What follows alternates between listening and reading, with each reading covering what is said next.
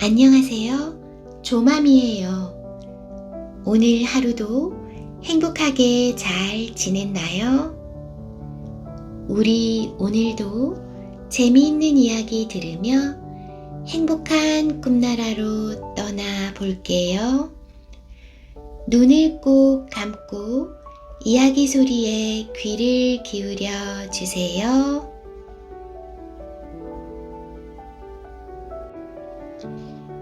마을 사람들의 지혜. 옛날 영국의 어떤 임금님이 마차를 타고 여행을 하고 있었지요. 임금님의 일행이 어느 마을에 가까이 왔을 때였어요. 임금님이 마을을 지나간다는 소문을 들은 마을 사람들은 광장에 모여 웅성거리기 시작했지요. 여보게들, 임금님이 우리 마을을 지나가신대. 임금님은 길을 돌아가는 것을 싫어해서 밭이건 목장이건 간에 무조건 가로질러 가신다네. 뭐라고? 그러면 밭에 심어놓은 곡식과 목장의 소들은 어떡하고? 그뿐만이 아닐세. 임금님이 한번 지나간 길에는 아예 도로를 놓는다고 하더군. 그러면 우리 밭과 목장은 못 쓰게 될 터인데? 정말 백성은 전혀 생각하지 않는군. 그때 한 청년이 이런 제안을 했어요. 자, 여러분, 이러고 있을 때가 아닙니다. 빨리 마을 입구에 담을 쌓아 임금님 일행이 마을로 들어오지 못하게 합시다. 그래, 그게 좋겠군. 돌을 쌓아 튼튼한 담을 만들자고. 마을 사람들은 힘을 합쳐 높고 튼튼한 담을 쌓았어요. 다음 날 아침 마을 입구에 도착한 임금님 일행은 담 때문에 마을에 들어갈 수가 없었지요. 길을 돌아서 가는 것을 싫어하는 임금님은 매우 화가 났지만 할 수 없이 다른 길로 여행을 계속했어요. 이 일로 그 마을에 대해 몹시 화가 난 임금님은 궁궐에 돌아오자마자 신하를 불러 말했지요. 그 마을에 가서 왜 그런 짓을 했는지 알아보고 오너라. 온당치 않은 이유라면 마을 사람들에게 무거운 벌을 내릴 것이다. 임금님이 몹시 화가 났다는 소문이 온 마을에 퍼졌어요. 큰일이야. 임금님의 신하가 조사하러 온대. 우리에게 무거운 벌을 내릴 게 틀림없어. 마을 사람들은 무서워서 벌벌 떨었어요. 그때 지난번에 꾀를 낸 청년이 말했지요. 제게 좋은 생각이 있습니다. 모두들 그 청년의 말에 귀를 기울였어요. 청년의 이야기를 들은 마을 사람들은 모두 얼굴이 환해졌어요. 임금님의 신하는 아침 일찍 마을에 도착했지요. 신하는 어깨를 으스대며 마을 입구로 들어섰어요. 그런데 이리저리 둘러보아도 마중 나온 사람이 없었지요. 내가 온다는 소식이 전해졌을 터인데 한 놈도 나오지 않다니 정말 괘씸하구나. 투덜거리며 마을로 들어서니 한 남자가 큰 문을 지고 걸어가고 있었지요. 여봐라. 그걸 지고 어디를 가느냐? 네, 여행을 떠나려고요. 여행을 가는데 왜 문을 지고 가느냐 말이다. 제가 집에 없는 동안 도둑이 문을 부수고 집 안으로 들어갈 것 같아서 아예 문을 지고 가는 겁니다. 신하는 속으로 생각했어요. 이런 바보 같은 이라고. 아예 상대를 말자. 계속 길을 가던 신하는 또 이상한 광경을 보았어요.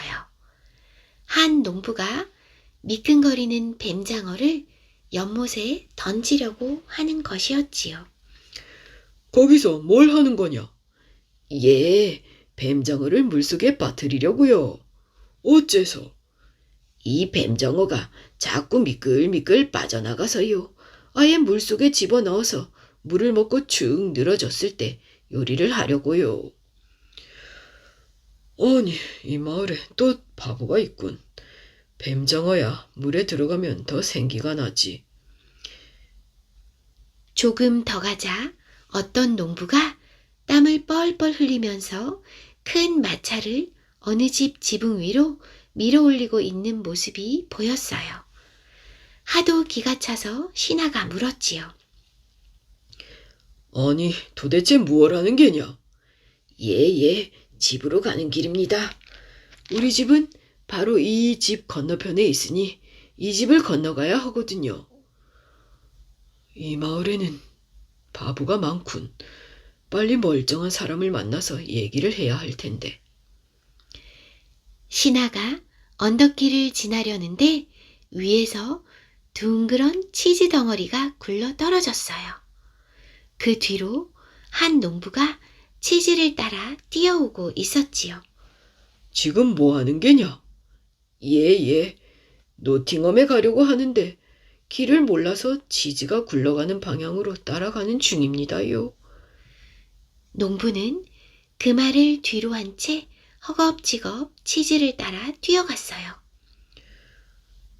혹시 이 마을 사람들 모두 바보 아니야? 신하는 어이없어하며 언덕을 넘어갔지요. 조금 더 가자 한 목수가 숲의 입구에 담을 쌓고 있었어요. 신하는 속으로 임금님이 지나가는 것을 방해하려고 담을 쌓았던 자가 바로 이놈인 것 같다. 고 생각하며 물었어요. 지금 뭐 하는 게냐? 신하가 묻자 땀을 뻘뻘 흘리며 열심히 일을 하던 목수가 대답했어요. 예, 저 꾀꼬리 소리가 들리지요. 얼마나 아름답습니까? 담을 쌓던 목수는 신이 난 듯 계속 말했지요. 저 꾀꼬리 소리를 계속 듣고 싶어서요. 꾀꼬리가 다른 데로 갈까봐 도망가지 못하도록 이렇게 담을 쌓고 있습니다. 아무리 담을 높이 쌓는다고 해도 꾀꼬리는 그 위를 날 수 있지 않느냐. 정말이지 이 마을 사람들은 모두 바보로군. 그러자 옆에 있던 한 노인이 말했어요. 그 무슨 말씀입니까? 우리 마을 사람들은 어떤 문제든 척척 해결해냅니다. 얼마나 똑똑한 사람들입니까? 신하는 정말 어처구니가 없었어요. 그는 이제 이 마을을 돌아다니는 것조차 바보스럽게 느껴졌어요. 이런 멍청한 사람들은 조사 하나 많아야. 신하는 그냥 궁궐로 돌아갔어요. 궁궐로 돌아온 신하는 의기양양해서 임금님에게 보고했어요. 아무래도 그 마을 사람들은 모두가 바보인 듯 합니다. 여행을 갈 때는 집을 문을 아예 떼서 지고 가고 뱀장어를 기절시킨다며 물속에 던지고 이웃집을 지나간다며 지붕 위로 마차를 밀어 올립니다. 게다가 치즈를 굴려 그 길을 따라 간다고 하고 숲에 담을 쌓아 새를 잡아두려고 합니다. 이렇게 그 마을에는 바보들만 모였습니다. 그래서 임금님의 행차를 방해한 이유도 들을 필요가 없을 것 같아 그냥 돌아왔습니다. 임금님은 그 말을 듣고 크게 웃었지요. 그래, 그 마을 사람들은 모두 바보들이군. 바보들이 하는 짓인데 어쩔 수 없지. 임금님은 기분을 풀고 곧 그 일을 잊어버렸습니다. 마을 사람들은 이렇게 하여 임금님의 벌을 피할 수 있게 되었답니다. 그 후 마을 사람들은 마을을 위해 꾀를 냈던 청년을 마을의 촌장으로 삼았답니다.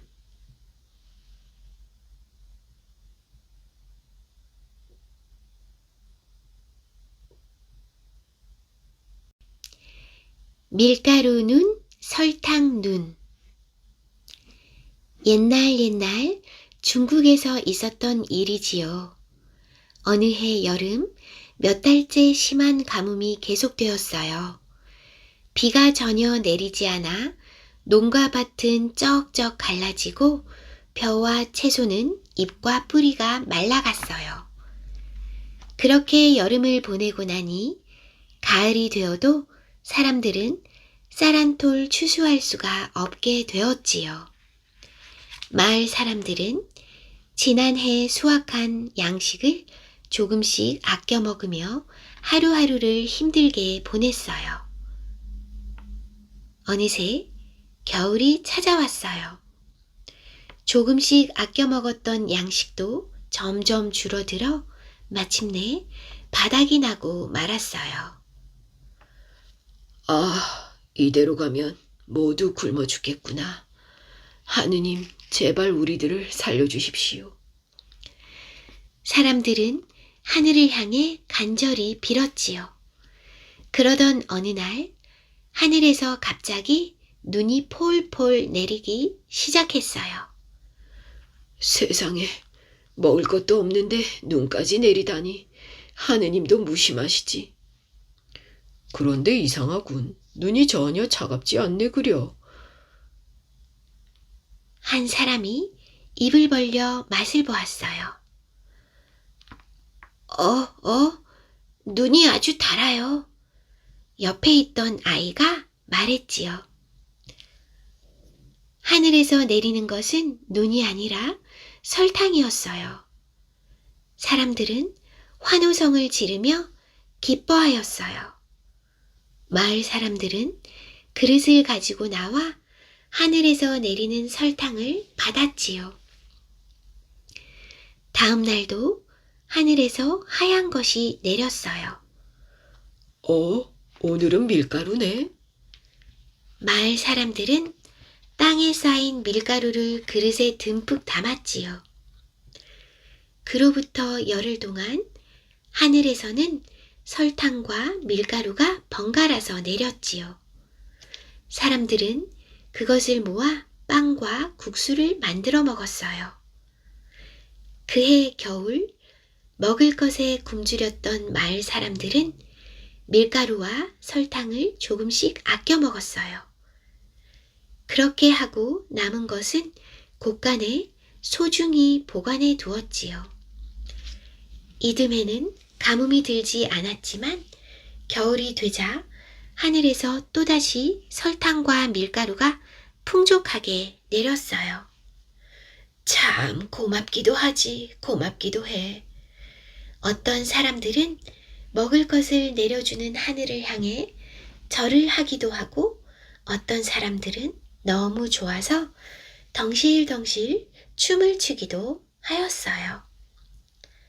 마을 사람들은 집에 있는 그릇을 모두 들고 나와 설탕과 밀가루를 가득 담았지요.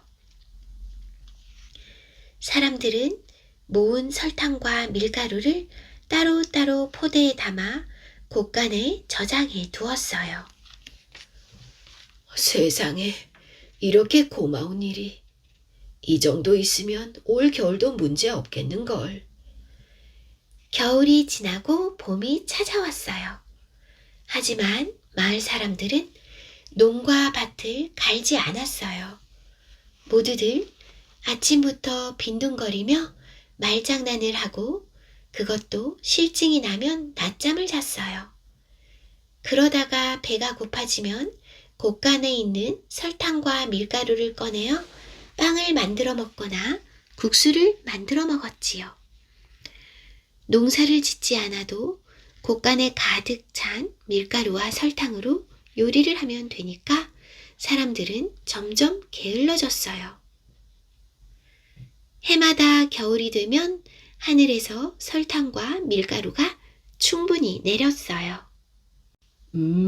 이 정도면 올해도 일하지 않고 지낼 수 있겠군. 올 한 해도 실컷 놀면서 지내도 되겠네 그려.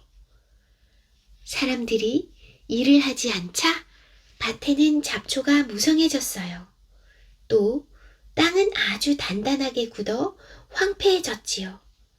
하지만 걱정하는 사람은 아무도 없었어요. 그렇게 몇 년이 지나자 마을 사람들은 해마다 겨울이면 설탕과 밀가루가 내리는 것을 당연히 여기게 되었어요. 사람들은 이제 하늘에서 내리는 설탕과 밀가루를 모아놓으려고도 하지 않았지요. 곳간에는 지난해에 모아둔 설탕과 밀가루가 아직도 남아있었기 때문이에요.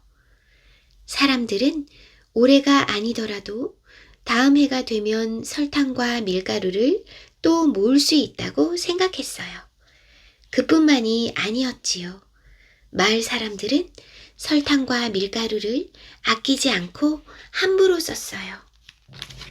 아이들은 밀가루로 만든 과자를 서로에게 던지거나 설탕을 가지고 장난을 치고는 그대로 연못에 던져버리곤 하였지요. 아이들은 그런 장난을 쳐도 어른들은 그냥 바라볼 뿐 야단을 치지 않았어요. 아깝다는 생각이 전혀 들지 않았기 때문이에요. 다음 해 겨울이 되었어요. 하늘에 회색 구름이 피어오르더니 곧이어 하얀 가루가 내렸어요. 온 땅은 이내 하얀 가루로 뒤덮였지요. 아이들은 밀가루를 가지고 놀기 위해 밖으로 뛰어나왔어요. 이게 뭐야? 아이들은 깜짝 놀라 소리쳤어요. 어른들이 아이들의 소리에 놀라 밖으로 뛰어나와서 가루를 만져보았어요. 이건 설탕이 아니잖아. 밀가루도 아닌데? 굉장히 차가운 거야. 밍밍한 물맛이야. 아니, 이건 눈이잖아. 사람들의 머리, 얼굴, 어깨에 차가운 눈이 계속 내렸어요. 하늘에서 내린 하얀 가루, 그것은 설탕도 밀가루도 아닌 하얀 눈이었답니다. 다음 해에도 또 그 다음 해에도 다시는 설탕과 밀가루가 내리지 않았어요. 겨울에는 그저 차가운 눈만 내렸지요. 완전히 게으름뱅이가 되어버린 마을 사람들은 이미 일하는 법을 잊어버렸어요. 그래서 사람들은 설탕과 밀가루가 내리기 전보다도 더욱 살기가 힘들어졌답니다.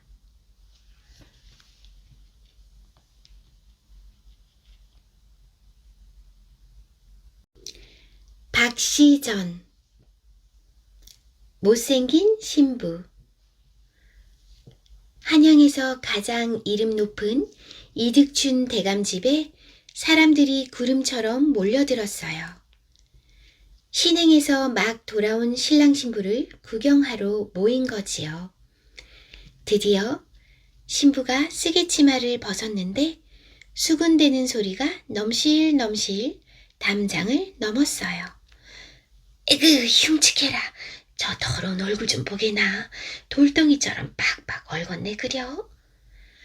쑥덕쑥덕 자기들끼리 비웃고 이마가 메뚜기처럼 홀랑 벗겨졌네.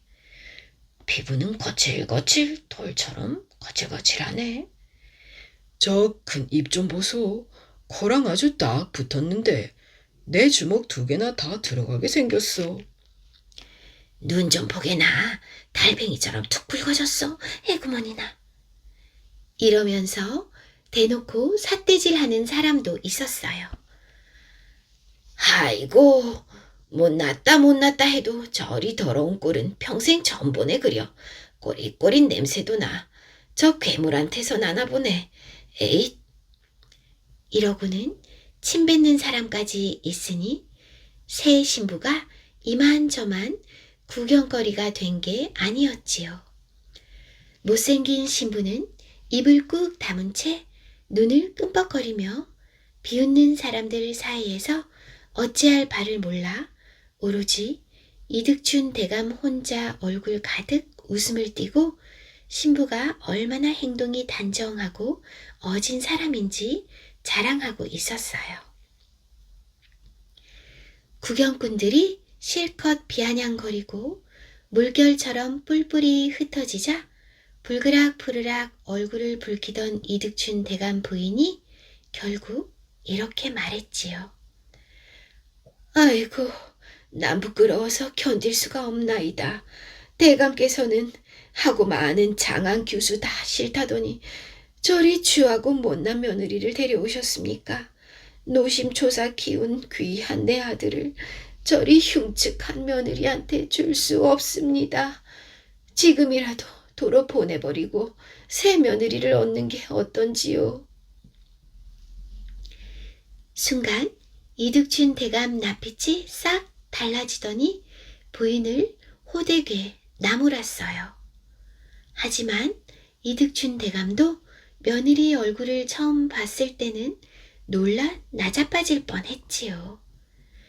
금강산에서 아들 혼례를 치르고 한양 오는 길 주막에서 처음 마주했는데 세상 천지에 그리 추한 얼굴은 난생 처음이었거든요.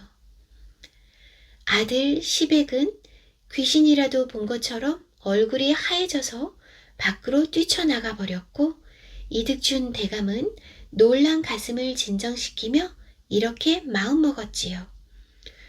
겉모습만으로 사람을 박대하면 절대 안 되지. 내 며느리는 우리 집안의 소중한 인연이니 내가 더욱 귀하게 여겨야 해. 더욱이 사돈되는 박처사는 둥소를 불어 봉황과 공적을 불러들이고 꽃잎을 춤추게 하는 신성 같은 사람이었어. 한양의 명문가의 저자들을 마다하고 구태여 박처사의 딸에게 아들을 장가보낸 것도 사돈의 신기한 재주에 홀딱 반해서였거든. 구경꾼들이 돌아가고 이득춘 대감이 부랴부랴 아들을 찾는데 시백이 마루에 앉아 혼잣말을 하였지요. 아니, 내가 저런 괴물하고 혼인했다고. 말도 안 돼. 이건 너무 억울해. 이득춘 대감이 호련히 다가가 목청을 가다듬었어요. 며느라가가 혼자 방에 있는데 신랑이 얘서 뭘 하고 있는 게냐. 시백이 얼빠진 얼굴로 고개를 가로저었어요. 아버지, 저런 괴물이 내 아내라니요. 이놈! 이득춘 대감이 시백의 말을 자르고 낮지만 단호하게 꾸짖었어요. 못난 소리 두 번 다시 꺼내지 말거라. 큰일을 하려면 대장부답게 먼저 집안을 잘 다스려야 하는 법이니 내 아내는 우리 집안의 복덩이가 될 것이다. 그러니 겉모습만 보지 말고 마음을 보아라. 절세 미인이라도 행실이 못되면 다 소용없는 일이다. 그래 보았자지. 아무리 야단치고 구슬러도 시백은 좀처럼 박씨에게 다가가지 않았어요. 시간이 흘러도 마찬가지였지요. 아버지 서슬에 박씨방 쪽으로 갔다가도 얼굴만 보면 소름이 오싹 돋아버렸죠. 그러고는 자꾸만 아버지 눈치를 슬금슬금 살폈어요. 다른 식구들도 마찬가지였어요. 좀처럼 이득춘 대감 같지가 않았지요. 부인은 걸핏하면 새 며느리 타령을 했고 박씨를 마주칠 때마다 성을 내기 일쑤였어요. 한 번 밉보인 며느리가 예뻐 보일 리 없겠지요. 날로 날로 며느리를 미워하는 마음만 커갈 뿐이었어요. 하지만 박씨는 아랑곳하지 않았지요. 시어머니가 미워하고 구박해도 꿋꿋하게 잘 참았어요. 목소리는 또 어찌나 큰지 밥 달라는 박씨의 목소리가 마당을 넘었지요. 배가 고프구나. 더 큰 그릇에 밥을 꽉꽉 눌러 담아오너라. 하인들이 한 상 차려다 주면 눈 깜짝할 사이에 해치워버리고 꾸벅꾸벅 졸았어요. 하인들마저 박씨를 업신여겨 걸핏하면 일러대니 시어머니는 박씨를 눈의 가시처럼 여길 지경에 이르렀어요. 에휴, 못난 며느리가 밥만 축내고 게으르기까지 하는구나. 시어머니가 화딱지가 나서 마구 일을 시키는데 박씨가 일을 해도 구박하고 일을 안 해도 구박했지요. 어차피 구박받을 거라면 차라리 안 하는 게 낫지. 나중에는 시어머니가 일을 시켜도 박 씨가 모르는 척 해버렸어요. 시어머니 미운 털에 더더욱 콕콕. 박 씨의 처지는 나날이 힘겨워졌어요. 남편 시백은 대체 뭐라고 있었을까요? 시백은 박 씨가 뭘 하든 식구들이 어찌 대하든 상관하지 않았어요. 아예 박 씨 방 쪽으로는 발걸음을 딱 끊어버렸어요. 이득준 대감이 이를 알아채고는 하루는 아들 시백을 불렀어요. 네, 어찌 그리 변변치 못하고 좀스럽게 구느냐. 부모가 정해준 아내를 얼굴이 좀 못났다고 구박하다니 이런 불효자가 어디 있더냐. 이래서야 세상에 나가 큰일을 하겠느냐. 아버님 명을 거역하고 불효를 저질렀습니다. 다시 그럴 일은 없을 테니 한 번만 용서해 주십시오. 시백이 머리를 조아리며 뉘우쳤지요. 그날 밤 시백이 박 씨의 방으로 모처럼 들어갔는데 박 씨를 보자마자 또다시 등을 돌리고 앉아버렸어요. 아이고, 이렇게 흉측한 얼굴은 또 없을 거야. 세상에 예쁜 여자가 얼마나 많은데 하필 이리 못생긴 여자가 내 아내라니. 세상 천지에 나처럼 불쌍하고 복 없는 남자가 또 있을까? 시백이 못 볼 걸 보기라도 한 것처럼 눈을 꼭 감고 두 팔을 마구 문질러 대었지요. 소름이 돋고 오금이 저려서 더는 앉아있을 수가 없었어요. 그래서 큰 기침 한 번 하고는 도포자락 휘날리며 나와버렸어요. 아이고, 흉측하다 흉측해. 한시도 옆에 못 있겠구나. 슬쩍 딴방으로 가서 자고는 날이 밝아 어른들께 문안 인사를 가는 거였지요. 아들 며느리 사이가 좋아졌으니 이제 한시름 놓았구나. 우리 집안은 이제 나흘로 번성할 것이다. 이득춘 대감은 아들 며느리가 함께 잔 걸로 착각하고 몹시 기뻐하였어요. 시백은 마치 그리한 것처럼 머리를 조아렸고 이득춘 대감은 더 마음을 놓았지요. 이러하니 박 씨 속은 골마 터지기 직전이었어요.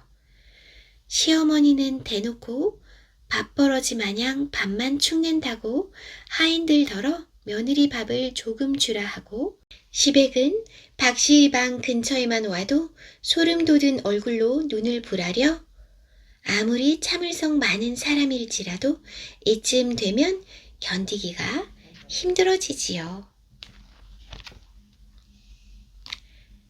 하룻밤에 옷을 짓다. 이 무렵 임금이 이득춘 대감을 우의정으로 임명했어요. 이득춘 대감은 다음날 아침 바로 되골로 들어가야 했어요. 그런데 느닷없이 닥친 일인지라 되골에 입고 갈 조복이 없었지요. 부인이 부랴부랴 한양 최고의 바느질쟁이들을 불러들였어요. 박 씨가 그 소식을 듣고 몸종 개화더러 이렇게 말하였지요. 내가 아버님 조복을 직접 지을 것이니 가서 옷감을 가져오도록 하여라. 개화가 슬금슬금 눈치를 보며 박 씨가 시키는 대로 전하니 아니나 다를까 시어머니가 터무니없는 소리라며 크게 성을 내었지요. 그런데 이득준 대감이 나서서 기꺼이 며느리 편을 들었어요. 며느리에게 옷감을 가져다 주거라. 난 며느리가 지은 조복을 입을 것이다. 시어머니가 내켜하지 않은들 별 수 없었어요. 대감이 시키는 대로 옷감과 바느질쟁이들을 박 씨에게 보낼 수밖에요. 그날 밤 박 씨가 촛불을 밝히고 옷을 짓는데 한양의 날고기는 바느질쟁이들이 박 씨의 야문 손끝에서 눈을 못 떼었지요. 앞에는 봉황을, 뒤에는 푸른 학을 수놓았는데 조금도 흠잡을 데가 없었어요. 손끝이 야무지고 꼼꼼한 데다 어찌나 빠른지 모두들 눈이 휘둥그레졌어요. 하룻밤 사이에 조복이 뚝딱 완성되었지요. 내 며느리는 신선의 손재주를 가졌구나. 최고의 솜씨로다. 이득춘 대감이 아주 흡족해하며 박 씨가 지어준 조복을 입고 대궐로 들어갔어요. 심지어 임금의 눈에도 띌 정도였지요. 경의 조복은 남다른 품위가 있네. 누구의 솜씨인가? 며느리가 밤사이 지었다는 얘기를 듣고 임금이 크게 칭찬하며 상으로 쌀까지 내렸지요. 이득춘 대감이 더욱더 며느리를 인정하게 된 건 당연한 일이겠지요. 하나, 시백은 여전히 박씨 근처에 오가는 신용만 할 뿐 근처도 가지도 않았지요. 아버지 눈치를 보고 박씨 방에 들어갔다가도 박씨 얼굴을 안 보려고 딴청 피우고 그러다 훌쩍 나오기 일쑤였어요. 박씨를 본체에 만 채 말 한마디 걸지 않았지요. 박씨 신세는 더욱더 처량해졌어요. 참다 못한 박씨가 하루는 이득춘 대감을 찾아뵈었어요. 제가 얼굴이 못나고 마음이 어질지 못해 남편의 마음을 얻지 못했습니다. 아버님 뵙기가 더욱 죄송할 따름입니다. 뒤뜰에 자그마한 별당 한 채 지어주시면 그곳에 몸을 감추고 조용히 지내겠습니다. 부디 허락하여 주십시오. 이득춘 대감이 펄쩍 뛰었어요. 여태 아들 며느리가 사이가 좋아진 걸로 착각하고 있었으니까요. 아들 시백이 더욱 괘씸해졌어요. 네가 아비마를 터럭처럼 가볍게 여겼구나. 어찌 겉모습만 탐해 어진 아내를 박대하느냐. 불호령을 떨어뜨리니 시백이 엎드려 발발 떨었지요. 잘못했습니다, 아버님. 다시는 그런 일이 없도록 할 터이니 한 번만 용서해 주십시오. 만일 내 처가 독수공방하다 외롭게 죽으면 우리 집안은 그로 인해 망할 것이다. 너는 지금 굴러온 복을 물리치고 스스로 화를 불러들이고 있어. 시백은 바짝 엎드려 다시는 그런 일이 없을 거라고 거듭 다짐했어요. 그러고는 물러나와 박 씨의 방 쪽으로 가는데 뜰 앞에서부터 발걸음이 떨어지지 않았어요. 박 씨 얼굴이 보이지도 않는데 더러운 냄새가 폴폴 나는 것만 같고 그래도 다짐한 게 있으니 꾹 참고 박 씨의 방문을 열었는데 빡빡 얼근 얼굴을 보자마자 비위가 확 상하고 말았지요. 저 곰보딱지만 없어도, 아니 냄새만 덜 풍겨도, 아니 입만 좀 작아도 그 앞에 앉아라도 있을 터인데 천지사방에 예쁜 여자들이 가득하건만 나는 지지리도 복이 없구나. 어찌 내게 저리 못생기고 흉측한 여자가 왔을꼬. 다짐하고 다짐해도 소용이 없었지요. 등 돌리고 앉아 눈을 바로 감아버렸어요. 서방님, 차를 내오도록 할까요? 못난 마누라가 이제 말까지 거니 시백은 가슴에 열이 나서 미칠 것만 같았어요. 하여 차는 됐다고 버럭 소리치며 문을 박차고 나오는데 뜰에서 이득춘 대감이 다 지켜보고 있었지요. 시백이 화들짝 놀라 바로 엎드려 조아리는데 이득춘 대감은 고개를 설레설레 젓고는 힘없이 돌아섰어요. 으휴, 머지않아 우리 집안은 망하겠구나. 이득춘 대감은 하늘이 무너지는 것만 같았지요. 결국 박 씨가 바라던 대로 이득춘 대감은 뒤뜰에 자그마한 별당을 지어주었어요. 박씨가 개화를 데리고 따로 살림을 꾸리게 된 거였지요. 참으로 딱한 광경이었어요. 천리말을 알아보다. 하루는 박씨가 이득춘 대감을 찾아뵈었어요. 집안 살림이 넉넉지 못하오니 재산을 늘리면 좋을 듯하옵니다. 제게 그 방도가 있사옵니다. 이리 말하는 박씨의 낯빛에 자신감이 어려 있었지요.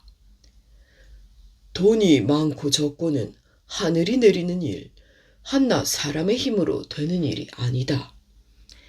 말은 이랬지만 이득춘 대감도 박씨의 방도를 궁금해 하였지요.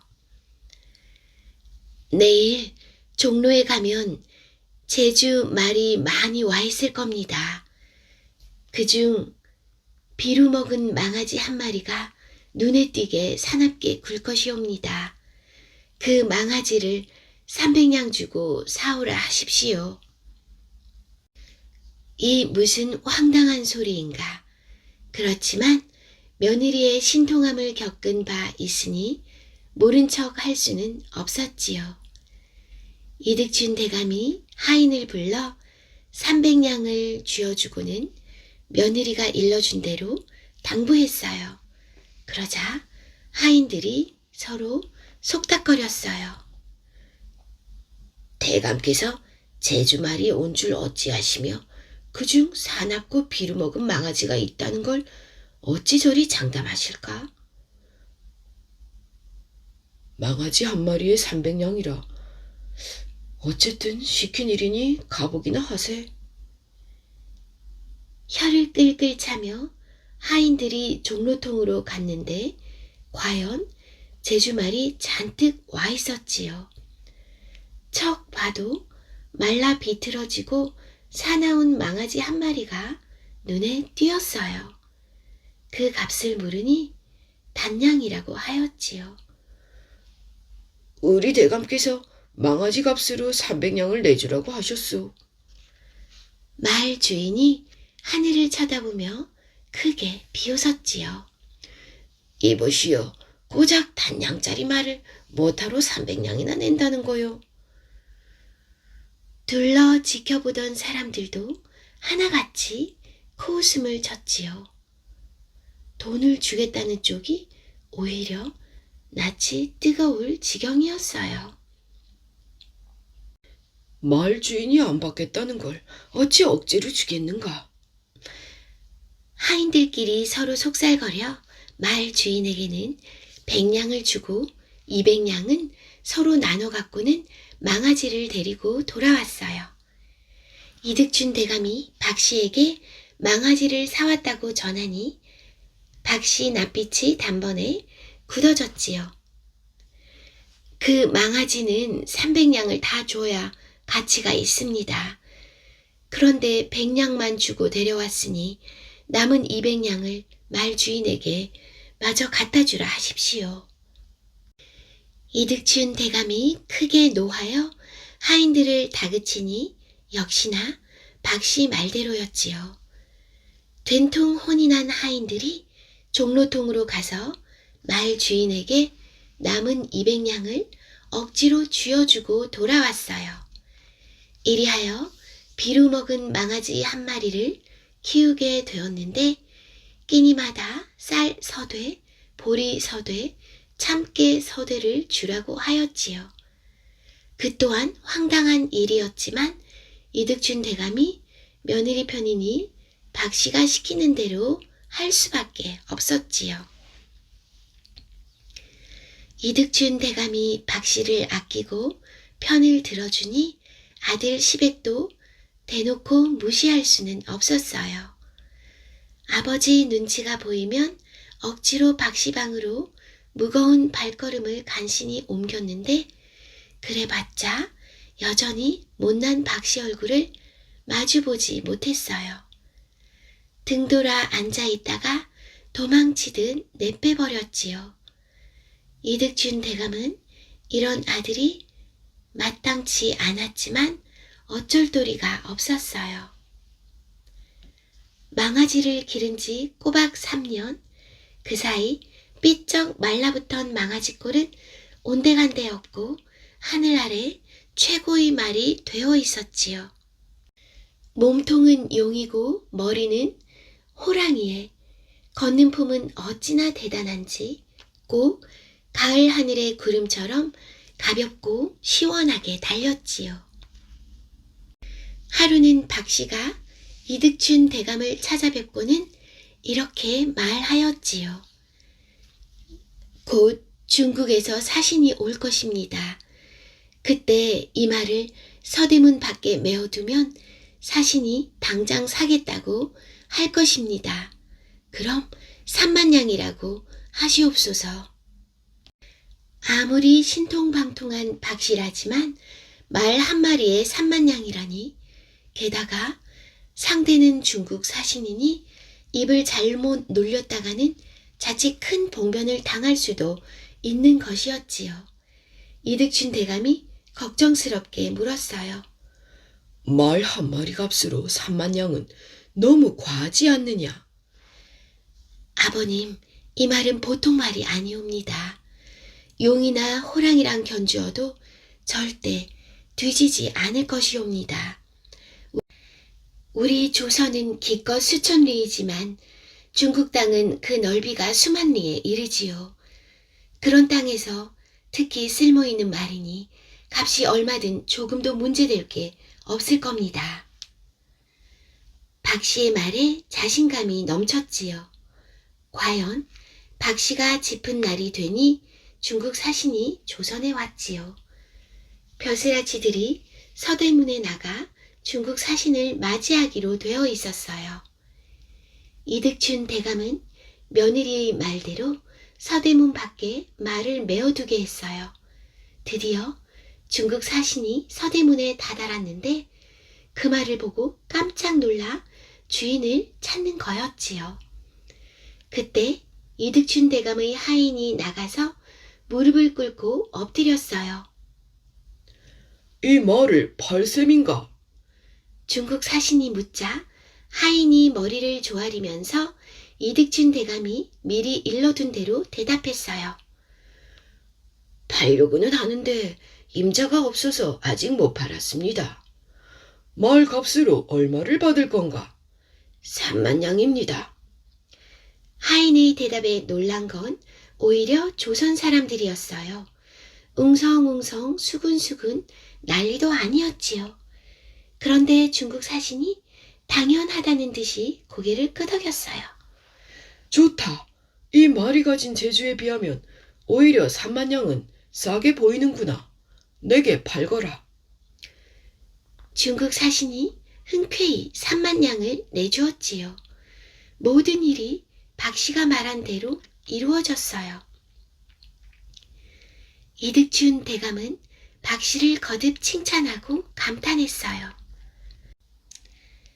하지만 먼 앞날을 내다보고 제 아무리 신통을 부리면 뭐하겠어요? 남편은 요지부동, 아내 보기를 돌처럼 여겼지요. 별당 쪽으로 발걸음도 안 하다 아버지 눈치가 보이면 시댁이 슬쩍 별당으로 들어갔지요. 그러고는 대놓고 도포자락으로 바람을 일으키며 등 돌리고 앉아버렸지요. 어차피 아버님 때문에 잠깐 들어왔으니 내게는 말도 걸지 마시오. 쌀쌀맞기 그지없게 톡 쏘고는 문틈으로 바깥만 슬쩍슬쩍 엿보다가 아무도 없으면 휙 나와버리기를 거듭했지요. 박씨는 나날이 외로워졌어요. 이 즈음 박씨는 뒤뜰 별당 둘레에 나무를 심었지요. 그런데 사방 흙빛이 다 달랐어요. 동쪽에는 푸른 흙, 남쪽에는 붉은 흙, 서쪽에는 하얀 흙, 북쪽에는 검은 흙, 마지막으로 가운데에는 누런 흙이 덮여 있었어요. 색깔이 다른 흙에다 나무를 심고 때때로 물을 주며 알뜰하게 보살피니 나무들이 쑥쑥 자라 순식간에 울창해졌어요. 꼭 한 폭의 그림 같았지요. 하루는 이득준 대감이 개화를 불렀어요. 개화야, 요즘 너희 아씨는 무슨 일을 하며 지내느냐? 뒤뜰에 갖가지 나무를 심고 보살피나이다. 이득준 대감도 뒤뜰이 궁금하였어요. 개화를 따라 별당 쪽으로 갔는데 신비로운 분위기가 물씬 풍겨났지요. 나무들이 울창하게 자라 별당을 에워쌌어요. 그 줄기가 뻗고 얽힌 게 용과 뱀이 서로 머리와 꼬리를 맞대고 있는 모습이었어요. 이파리와 나뭇가지들은 온갖 짐승들이 서로 어울리는 느낌이고 여기에 구름과 안개가 자욱해지면서 바람이 머무니 잠옷 성스럽기가 그지 없었지요. 이득준 대감이 분위기에 취해 별당을 올려다보았는데 현판이 붙어 있었어요. 피화당. 이득준 대감은 퍽 궁금했지요. 별당 둘레에 나무들을 이렇게 심은 까닭은 무엇이며 피화당이라니 무슨 뜻인고? 길흉화복은 인간 세상에서 늘 되풀이되는 일이지요.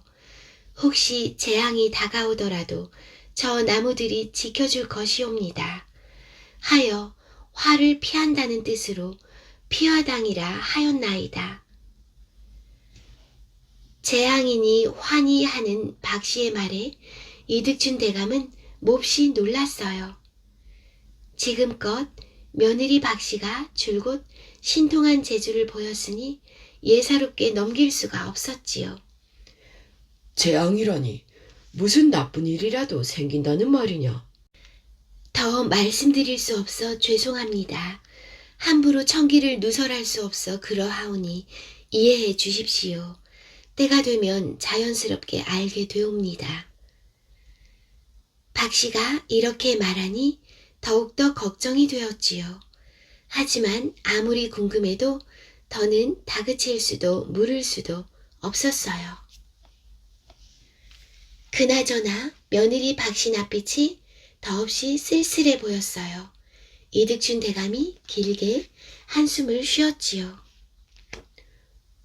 너는 영웅호걸의 저지를 갖고 태어났는데 못난 지아비를 섬기는 아녀자의 처지구나. 내가 남자로 태어났더라면 나라에 이로운 사람이 되었을 것인데 내 자식이 모자라 어질고 현명한 부인을 멀리하고 있으니 이를 어쩐단 말이냐. 내 나이 이제 60인데 나 죽고 나면 누가 너를 보살필꼬. 이득준 대감이 몹시 애달파하였는데 박씨가 고개를 내저었어요. 제가 부족하고 못나서 그러하온데 원망이라니요. 저는 하루빨리 서방님이 벼슬길에 올라 부모님께 효도하고 나라에 충성하기만을 바랄 뿐이옵니다. 그리하여 어진 가문을 길이길이 보존할 수 있다면 바랄 게 없사옵니다. 오히려 박씨가 씩씩하게 말하니 이득준 대감은 더더욱 기특하게 바라보았지요. 10에 장원급제하다. 이때 과거 시험을 본다는 방이 온 나라에 붙었어요. 시백도 밤낮을 가리지 않고 과거 시험을 준비했지요. 시험 전날 박씨는 아주 기이한 꿈을 꾸었어요. 뒤뜰 연못 한가운데서 청룡이 솟아올라 박씨 방으로 들어오는데 먹물 갈 때 쓰는 물그릇인 연적을 물고 있었지요. 박씨가 잠에서 깨어 곧장 연못으로 갔더니 꿈에서 본 연적이 연못가에 있었지요. 박씨는 신비로운 연적을 피화당으로 가져왔어요. 그러고는 개화더러 남편 시백을 잠깐 모셔오라고 말했지요. 그런데 시백이 어처구니 없는 얼굴로 개화를 호되게 꾸짖었어요. 장부가 과거 보러 떠나려는데 안 여자가 무슨 일로 부른단 말이냐. 망측하구나. 개화가 돌아와 그 말을 전하니 박씨가 또다시 시백에게 개화를 보냈지요. 아씨께서 드릴 물건이 있어서 그러니 별당에 잠깐만 들렀다 가시랍니다. 개화가 마지못해 다시 청하는데 시백이 버럭 호통을 쳤어요. 못난 계집 주제에 장부 과거기를 늦추고 있구나. 아무리 미천한 집안에서 예의 없이 자랐다 해도 그렇지. 이리 해괴하게 남편을 오라가라 한단 말이냐. 이렇게 방자하게 구는 걸 내 더는 보고 있을 수가 없다. 내 아씨 대신 너를 벌하리라. 그리고 하인들더러 개화를 잡아매 볼기까지 치게 했어요. 개화의 울음소리가 마당을 지나 담장을 넘어 개화가 매를 30대나 맞고 별당으로 기어 돌아오는데 이렇게 어이없고 억울한 일이 또 있을까요? 박씨가 크게 한탄했지요. 나 때문에 죄 없는 네가 억울하게 매를 맞았구나. 참으로 서럽고 고약한 일이로다. 한참을 곰곰 생각하더니 개화에게 연적을 내주며 큰 소리로 이렇게 말하였지요. 과거 볼 때 이 연적의 물로 먹물을 갈아 글을 쓰시라고 전하거라. 그러면 장원급제하고 크게 이름을 떨칠 것이니 그때는 나 같은 사람 생각하지 말고 훌륭한 집안의 아리따운 아가씨를 맞이해 평생 즐겁게 사시라고 전하여라. 개화가 어기적 기어가 눈치 보며 연적을 전하였어요. 시백이 연적을 보니 정말로 보기 드문 보물이었지요. 일이 모질게 굴었는데도 귀한 연적을 보내고 과거 급제를 바란다니 그제야 소견머리 좁은 자신이 좀 부끄러웠어요. 아까는 성미가 급해 내가 좀 지나쳤구나. 그래도 그렇지. 딴 집안에 장가가서 즐겁게 살라니 남편에게 그리 말하는 부인이 어디 있더냐. 부인께 다시는 그리 험한 말 마시라고 전하거라. 개화가 들은 대로 전하는데 박씨는 낯빛 하나 흐트러지지 않고 꼿꼿하게 앉아 있었어요. 과거장에 들어간 시백은 박씨가 준 연적에 물을 부어 먹을 갈았지요. 그러니까 묘하게도 마음이 가라앉으며 몹시 차분해졌어요. 조금도 막힘없이 글을 술술 풀어쓰는데 마치 붓이 저절로 내달리는 느낌이었어요. 흠잡을 데가 조금도 없는 대단한 글귀였지요. 장원급제는 이득춘 아들 이시백이니라.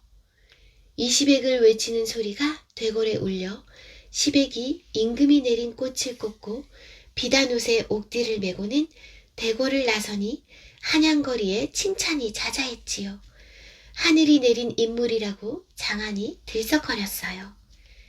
시백을 보러 일가 친척들이 집에 다 모이고 방마다 손님이 가득했어요.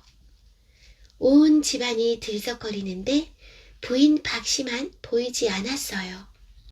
이득춘 대감만 자리에 없는 며느리가 마음에 걸리고 서운할 뿐 시백도 시어머니도 손톱만큼도 신경 쓰지 않았지요. 오히려 못생긴 박씨가 나타나지 않아 우세스러울 일 없다며 다행으로 여겼어요. 박씨는 뒤뜰 피화당에 그저 외롭게 앉아있을 뿐이었지요.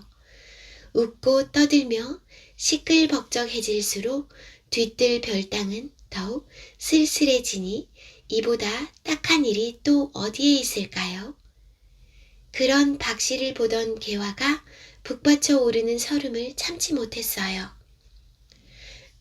아씨께서 이 댁으로 오신 뒤 서방님은 발길조차 안 하시고 마님은 박대하시고 오늘같이 좋은 날에도 별당 밖으로 나가지 못하시니 아씨 신세를 생각하면 참으로 서럽나이다. 사람의 팔자는 다 하늘의 뜻이니라. 젊은 나이에 불행한 여인이 어디 한둘이라고. 하다못해 훌륭한 임금도 신하에게 죽임을 당하기도 하느니 공자 같은 성인도 큰 재앙을 여러 번 겪었느니라. 하물며 나처럼 보잘것없는 사람이 어찌 신세를 한탄하겠느냐. 다시는 회귀한 소리 말거라. 개화가 슬피 우는데 박씨가 오히려 나무랐지요. 박씨가 워낙 꼿꼿하니 개화는 못내 고개를 숙이고 말았어요.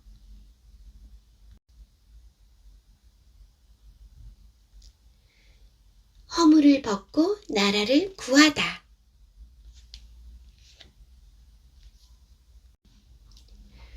허물을 벗고 나라를 구하다.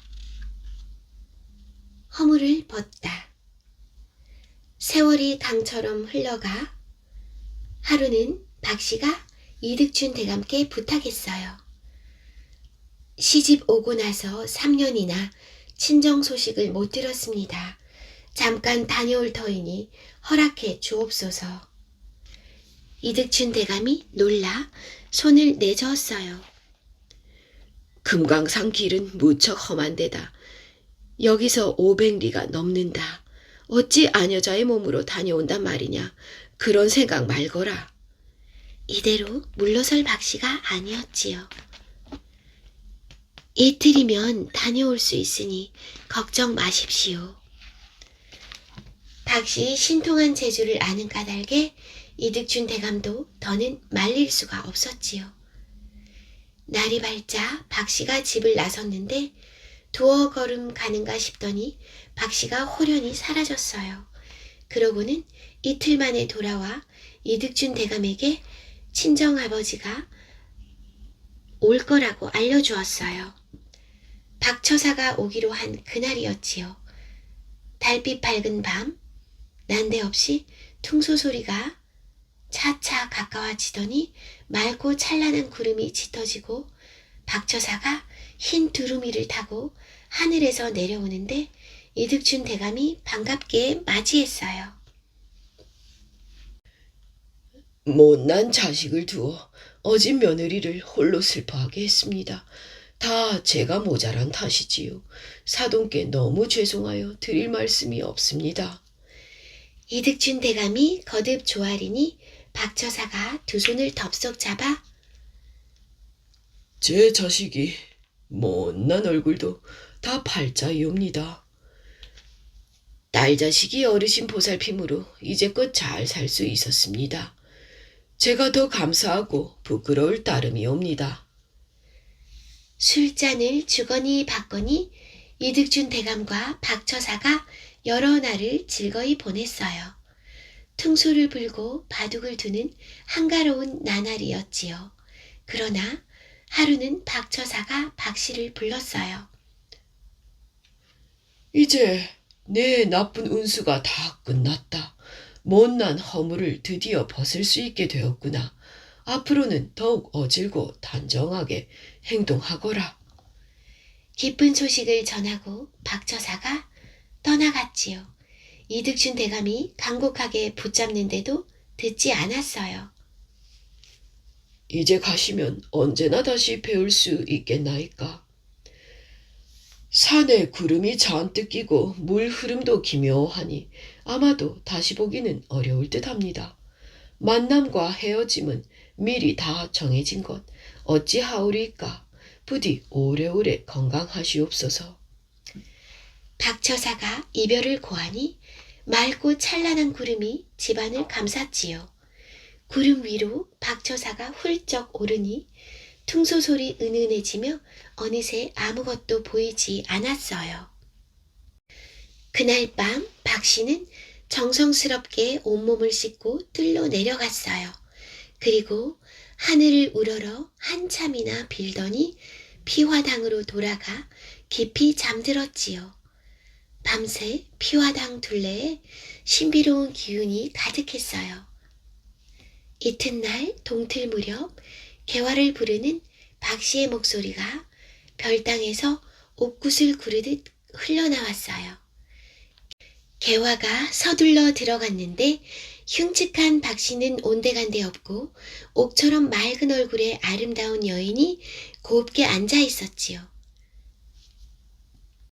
달콤한 향기가 방 안 가득하였지요. 내 간밤에 허물을 벗었느니라. 대감께 가서 옥으로 만든 함 하나 짜달라고 말씀드려라. 개화가 정신이 아득해져 박씨를 보고 또 보고 야단났어요. 하늘에서 내려온 선녀라도 이렇게 아름다울 수는 없었지요.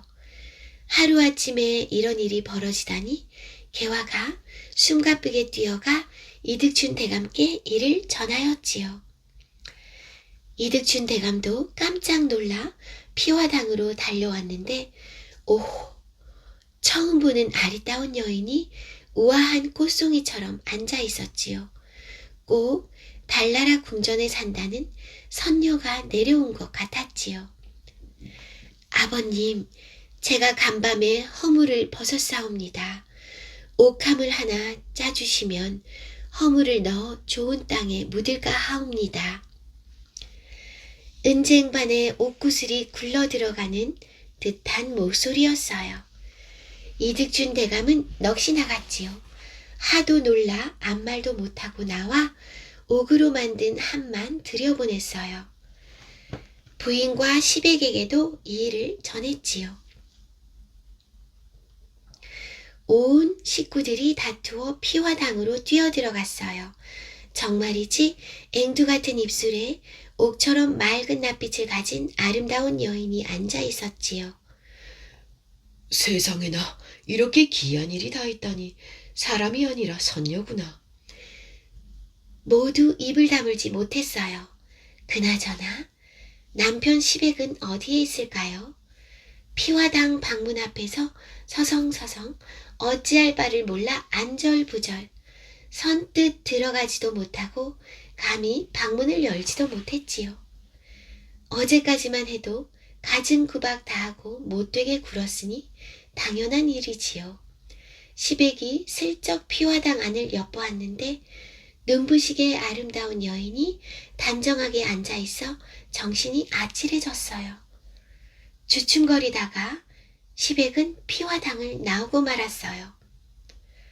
밤이 되면 조금 나아지려나 날이 저물자 시백은 밥도 먹지 않고 피화당으로 달려갔어요. 박씨가 촛불을 밝히고 위험 있는 낯빛으로 앉아 있었지요. 방문을 열고 들어가려는데 얼씨구나 저절로 뒷걸음질 쳐졌지요. 시백은 용기를 내서 겨우 방 안으로 들어갔어요. 그런데 얼굴이 벌개지고 가슴이 답답해지면서 한마디도 할 수가 없었어요. 다만 박씨 얼굴에서 눈을 떼지 못했지요. 박씨는 아까부터 그런 시백이 짐짓 우습기만 하였지요. 하여 시침뚝 떼고는 모른 척 했어요. 시백의 입도 천근만근 말을 건넬 수가 없었어요. 다음 날도 마찬가지였지요. 시백은 옛일이 거듭 떠올라 부끄럽기 짝이 없었어요. 감히 미안하다는 말도 못하고 박씨가 먼저 입을 열기만을 하염없이 기다렸지요. 박씨는 앵두 같은 입술을 꼭 다물고 있을 뿐이었어요. 굴어굴어 날이 밝아버렸지요. 시백은 아무 일도 손에 잡히지 않았어요. 종일 피화당 주위만 맴돌았지요. 조마조마하게 날이 저물기만 기다렸고 혼자서 다짐했어요. 또 다짐하고 하나 밤이 되면 또 그 모양이었지요. 오늘 밤에는 내 잘못했던 일을 꼭 말하리라. 이런 날이 몇 날 며칠 되풀이 되니 견딜 수가 없었지요. 먹지도 마시지도 못하는 데다 잠도 제대로 못 자니 시백은 꼴이 말이 아니었어요. 식구들 걱정이 태산처럼 커지고 시백의 병이 태산만큼 깊어지던 어느 날이었어요. 날이 저물자 박씨가 개화더러 시백을 불러오게 했지요. 개화가 말을 전하니 죽을 것처럼 누워있던 시백이 벌떡 일어나 개화당으로 달려왔어요. 박씨가 낯빛을 흐트러뜨리지 않고 나직히 말했지요. 남자로서 세상에 태어나면 어려서는 글 공부를 열심히 하고 부모님께 효도하여야 합니다. 나이 들어 혼인을 하면 그 아내를 현명하게 거느리는 게 예의겠지요. 하나 서방님은 그저 아름다운 여인만을 탐하고 추하게 못생긴 저는 지난 세월 내내 업신여기고 구박했지요. 서방님 과거 보러 가던 날 기억하시옵니까? 목소리는 낮았지만 서리발처럼 차갑기 그지없었어요. 개와 볼기짝을 쳐대던 일이 또렷하게 생각나서 시백은 얼굴이 화끈거렸어요. 그래서 아무 말도 할 수 없었지요. 서방님은 죄 없는 개화를 매로 쳤습니다. 개화를 때린 것은 곧 저를 때린 거나 다름없습니다. 군자의 도리로 죄 없는 여자를 때리다니 어찌 큰일을 하실 수 있겠습니까? 그런 군자라면 나라의 충성도, 부모에게 효도도 할 수 없을 뿐더러 백성을 보살필 수도 없겠지요. 그게 사내라면 계집보다 못한 거나 다름없습니다. 박씨 말에 시백은 쥐구멍에라도 들어가고 싶었어요. 내가 모자라 부인에게 한없는 슬픔을 끼쳤소. 시백이 간신히 입을 떼어 거듭 사죄했어요. 그제야 박씨 낯빛이 조금 풀어졌어요. 시름시름 앓는 서방님을 더는 두고 볼 수 없어 오늘 뵙기를 청하였습니다. 이제 서방님이 마음을 다해 뉘우치시니 저도 예전 일은 잊고 노여움을 버리려 하옵니다. 시백도 마음이 조금 놓였어요. 부인이 내 허물을 용서해 주니 더는 바랄 게 없겠소. 부인은 참으로 마음이 넓고 어진 사람이요. 미안하고 고맙소. 그날 밤 박씨는 시집 올 때 해온 이불과 요를 처음으로 펼 수 있었지요. 부부가 함께 잠자리에 든 것도 처음이었어요. 다정하고 기쁜 첫날 밤이었지요.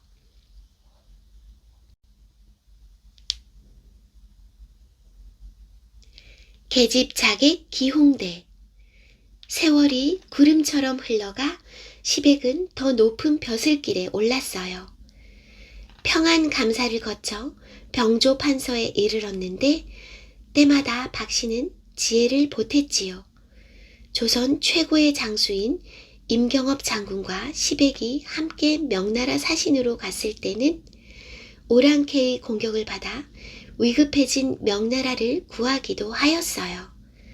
그 공을 인정받아 시백은 마침내 3정승 중 하나인 우의정이 되었으니 조선 최고의 벼슬아치라 할 수 있었지요. 그 사이 박씨를 끔찍하게 아끼던 이득춘 대감이 세상을 떠났어요. 그리고 그 부인마저 뒤따르니 박씨 부부는 한없이 슬퍼했지요. 그 무렵 조선 북쪽에 있던 청나라는 틈만 나면 조선을 침략하려고 호시탐탐 엿보았어요. 당시 조선 북쪽 국경은 용맹하고 지략이 뛰어난 임경업 장군이 지키고 있었으니 청나라도 감히 어쩌지를 못했지요. 그런데도 청나라 왕은 조선 침략을 포기하지 않았어요. 하루는 청나라 왕이 신하들을 불러 모아 조선을 어찌하면 집어삼킬 수 있는지 방법을 묻는데 신하들이 한 목소리로 말렸지요. 청나라에는 임경업 장군을 물리칠 만한 장수가 없었거든요. 그때 벼랑간 왕비가 나섰지요. 이즈음 하늘의 기운을 보니 조선 한양에 신통령을 가진 사람이 있사옵니다. 설사 임경업이 없다 해도 그자 때문에 조선을 얻기는 어렵습니다. 그 신통력 있는 사람을 먼저 없앨 수만 있다면 임경업도 두려울 게 없지요. 청나라 왕비는 앉아 천리를 보고 서서 만리를 보는 신통력을 가졌다나요? 왕이 옳거니 하며 방법을 물었지요. 조선 사람들은 아름다운 여인이라면 정신을 못 차리고 좋아하지요. 인물 좋고 글재주와 칼솜씨가 뛰어난 계집 자객이면 조선을 얻을 수 있습니다. 그 계집의 아름다움으로 신통력 있는 자를 홀린 다음 단칼에 죽여버리면 된답니다. 그 자만 없애면 조선은 손쉽게 넘어올 것이옵니다. 왕비의 말이 그럴듯했지요. 청나라 왕이 적당한 인물이 있느냐고 재촉해 물었어요. 궁에 기홍대라는 계집이 있습니다. 양귀비처럼 아름다운 데다 글재주와 칼솜씨는 누구도 따를 자가 없지요. 청나라 왕은 즉시 기홍대를 불렀지요. 그리고 아주 은밀하게 기홍대를 조선 한양으로 들어가도록 했어요. 이즈음 박씨가 피화당에 홀로 앉아 하늘의 기운을 살피더니 심상치 않은 얼굴로 남편 시백에게 당부했어요. 머지않아 아름다운 여인 하나가 우리 집에 찾아올 것입니다. 그러면 반드시 피화당으로 보내셔야 합니다. 어떤 여인인데 그러오? 때가 되면 자연스럽게 알 수 있습니다. 그 여인이 사랑방에 머물겠다고 할 터인데 만일 그 아름다움에 홀려 그리했다가는 큰 화를 당할 것이니 꼭 피화당으로 보내십시오. 제발 제 말을 잊지 마십시오. 뜬금없는 소리였지만 박씨의 말이니 남편 시백도 귀담아 들을 수밖에 없었지요. 그런 한편 박씨는 개화를 불러 술을 빚으라고 했어요. 독한 술과 순한 술을 절반씩 아주 많이 빚어야 한다. 어떤 여인이 피화당으로 오면 내가 널 불러 술을 가져오라 할 거야. 그때 여인에게는 독한 술을 권하고 내게는 순한 술을 주거라. 안주도 많이 장만해야 할 것이다. 박씨가 거듭 당부했어요. 아니나 다를까 어느 날 시백이 홀로 사랑에 앉아 있는데 문득 한 여인이 집으로 들어왔지요. 몸가짐과 맵시가 남다르고 양귀비도 울고 갈 얼굴이었어요.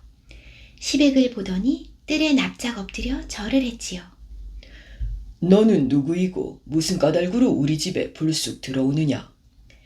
소녀는 시골 기생인데 한양 구경 왔습니다. 이곳저곳 돌아다니다가 저도 모르게 이 댁으로 들어오는 실례를 저질렀습니다. 여인이 슬쩍 웃음을 흘리며 이야기를 하는데 시백은 그 자태에 순간 넋이 나갔지요. 시백은 여인을 방으로 들어오게 하여 이것저것 물었어요. 시골 어디서 예까지 왔으며 이름은 무엇이냐?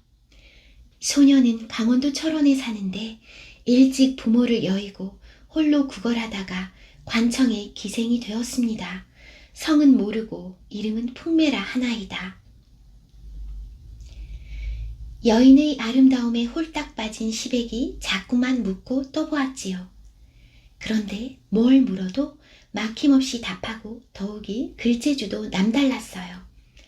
까딱 잘못했다가는 여인에게 홀라당 넘어갈 판인데 다행히 뒤늦게야 박씨가 당부한 말이 떠올랐지요. 밤이 늦었으니 너는 별당으로 가서 편히 쉬거라. 아쉬움을 애써 물리며 시백이 말하자 여인이 애원하듯 청하였어요. 저처럼 천한 것이 어찌 대감댁 별당에서 쉴 수 있겠습니까? 오늘 밤 사랑해서 대감마님과 술이나 한잔 나누고자 합니다. 시백은 큰 소리로 개화를 불렀어요. 손님을 피화당으로 모셔라. 마지못해 여인은 개화를 따라갈 수밖에 없었지요. 여인이 박씨에게 절을 하고 시백에게 했던 대로 똑같이 사정을 말하였지요. 자네의 고운 낯빛을 보니 미천한 사람이라고 할 수가 없구나. 고단함을 무릅쓰고 힘들게 우리 집을 찾아왔을 터인데 부질없는 걸음일세. 박씨의 말이 알쏭달쏭했어요. 박씨는 여인에게 생각할 틈을 주지 않고 큰 소리로 개화를 불렀어요. 손님이 왔으니 술과 안주를 푸짐하게 내어놓으라. 개화가 옥장반에 산의 진미를 떡 벌어지게 차리고 술을 잔뜩 가져왔지요. 멀리 오느라 고단할 터인데 많이 드시게나. 박씨는 그 여인과 더불어 술을 주거니 받거니 하는데 여인에겐 독한 술을 주고 자기는 순한 술을 마셨지요. 술한 말을 다 마셨는데 둘 다 몸가짐이 조금도 흐트러지지 않았어요. 술자리가 끝나고 이번에는 서로 글솜씨를 뽐내는데 박씨의 말과 문장이 감히 견줄 수 없을 정도로 뛰어났어요. 여인은 속으로 몹시 놀랐지만 겉으로는 내색하지 않았어요. 박씨 부인이 예사롭지 않구나. 그리 많은 술을 마시고도 이리 탁월한 문장을 쓰시다니 나와 비할 수조차 없다. 부인의 남편은 재주는 있으나 그래봤자 평범할 뿐 신통력 있는 사람이라면 틀림없이 박씨 부인인 게야. 오늘 밤 꼭 이 부인을 없애야 해. 이렇게 속으로 생각을 사귀는 여인이 바로 청나라에서 보낸 자객 기용대였어요. 청나라 왕비가 기용대를 우의정 이시백의 집으로 보낸 거지요. 시백의 집에 가면 신통한 사람을 절로 알아볼 거라고 했는데 기용대가 박씨를 알아본 거지요. 제 아무리 기용대라 해도 독하디 독한 술을 그리 마셨는데 견딜 수가 없었지요. 차츰 술 기운이 올라왔어요. 소녀가 몹시 피곤한 데다 술에 취했습니다. 좀 눕고 싶은데 허락해 주십시오. 술에 취하면 당연히 누워 쉬어야지. 여기서 편히 주무시게. 박씨가 직접 기용대에게 베개를 내주었어요. 기용대가 눕자 박씨도 함께 자는 척하면서 살폈지요. 은근히 살기가 뻗치고 흉한 기운이 느껴졌어요. 이윽고 기용대가 깊이 잠들었는가 싶었는데 벼랑간 두 눈을 번쩍 떴지요. 두 눈에서 불덩어리가 치솟아 방 안을 뒹굴더니 박씨를 위협하였어요. 박씨가 입으로 훅 바람을 불었지요. 불덩어리가 순식간에 사그라졌어요. 그러자 기용대의 짐꾸러미에서 칼 한 자루가 벼랑간 튀어올라 제비처럼 날며 방 안을 날뛰다가 박씨를 겨누었지요. 박씨가 재빨리 매운 재를 뿌렸어요. 춤추던 칼이 더 재주를 부리지 못하고 방바닥으로 툭 떨어져 버렸지요. 그러는 사이 박씨가 잽싸게 칼을 쥐고는 자고 있는 기용대 배 위로 올라타 불호령을 내렸어요. 기용대야, 어서 잠을 깨고 날 보거라.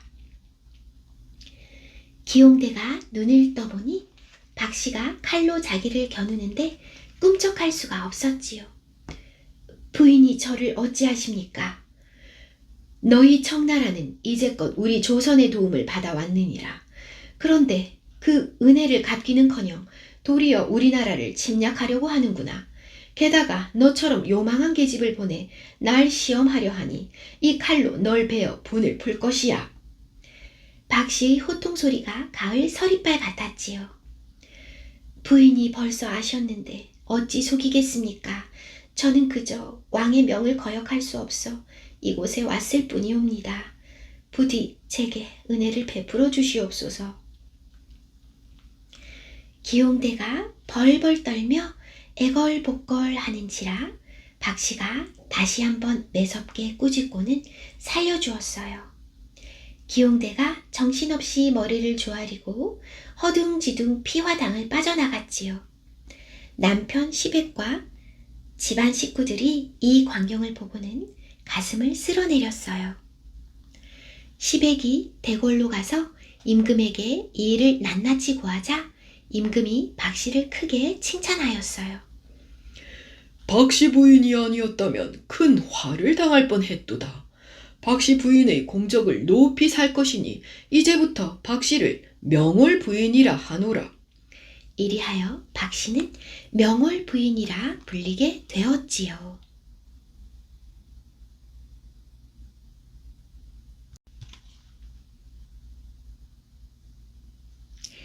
오랑캐가 쳐들어오다.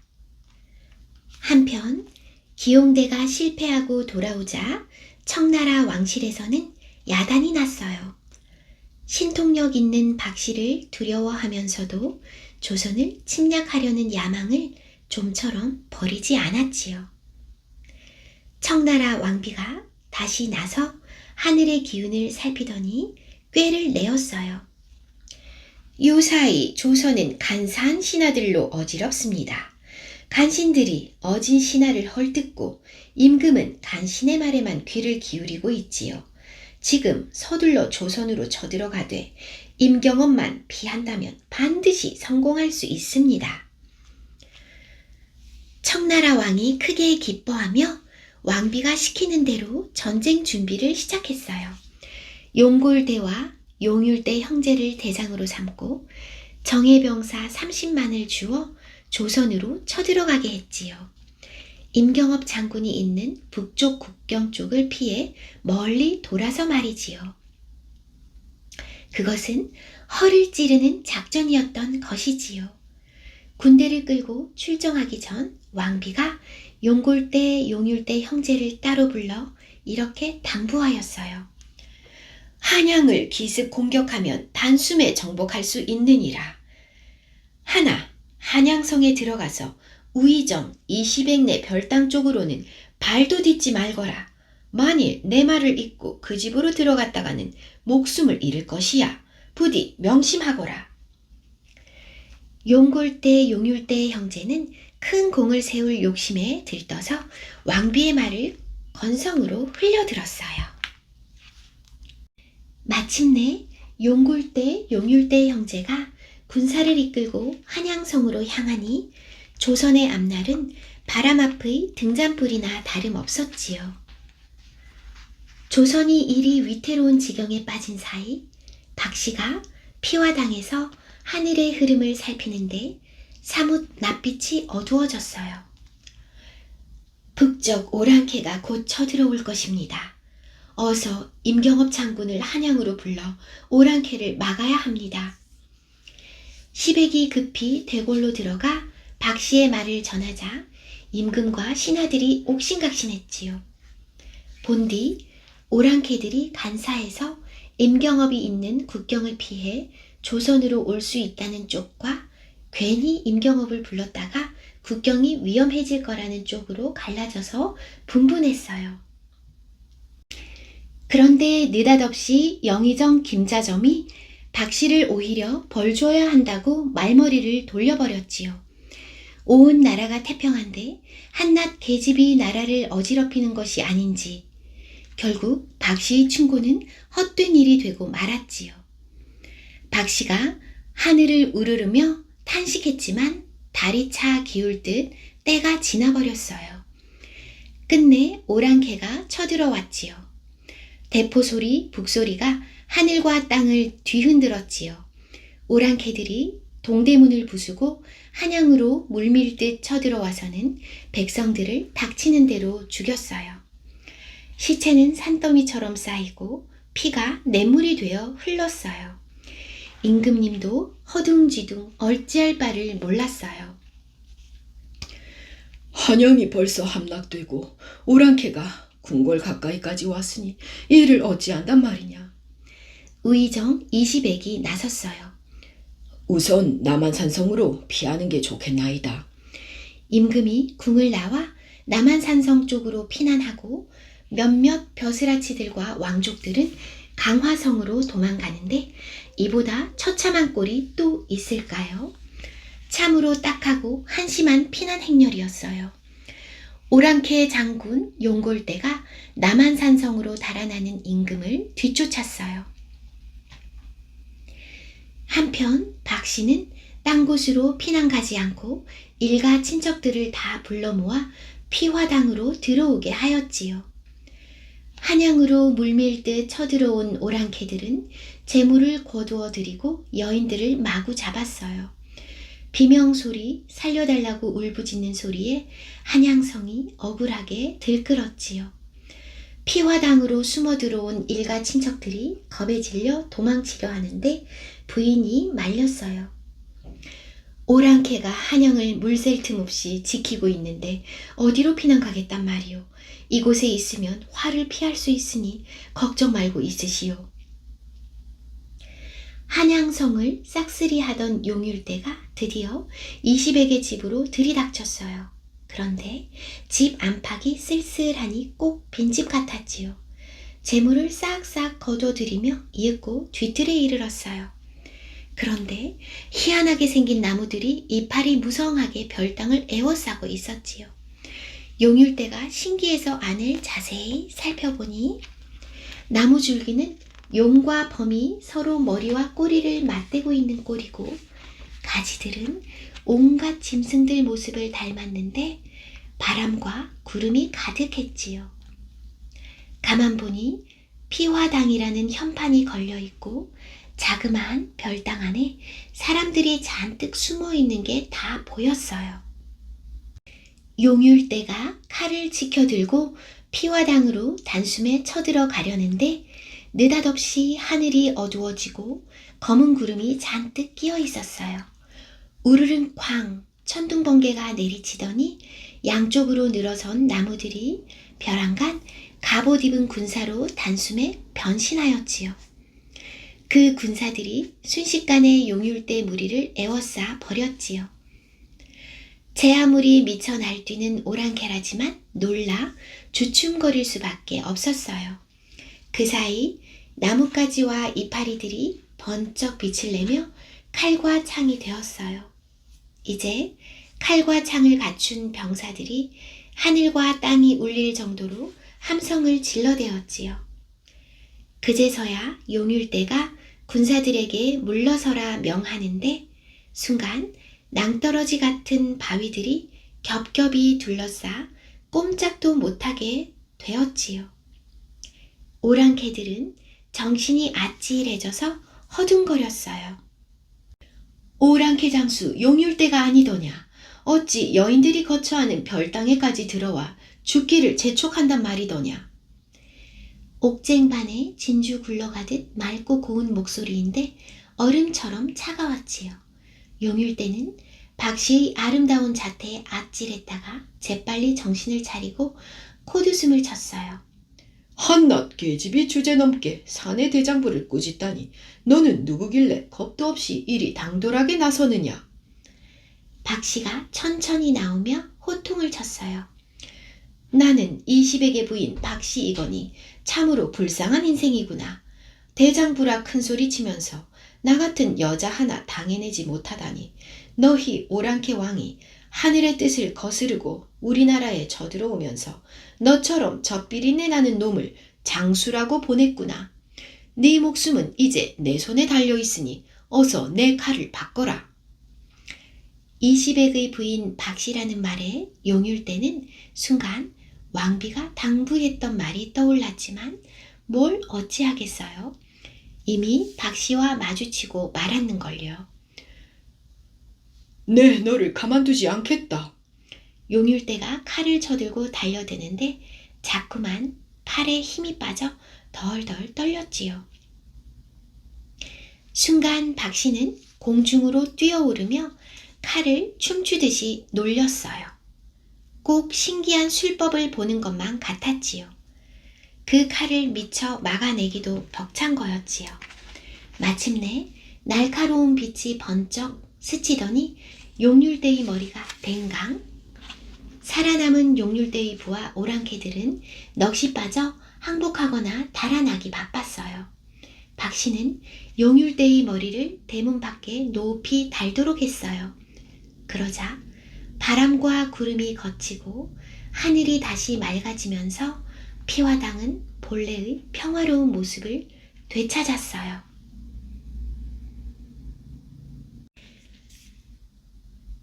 물러나는 오랑캐. 온 나라가 이미 쑥대밭이 되었지요.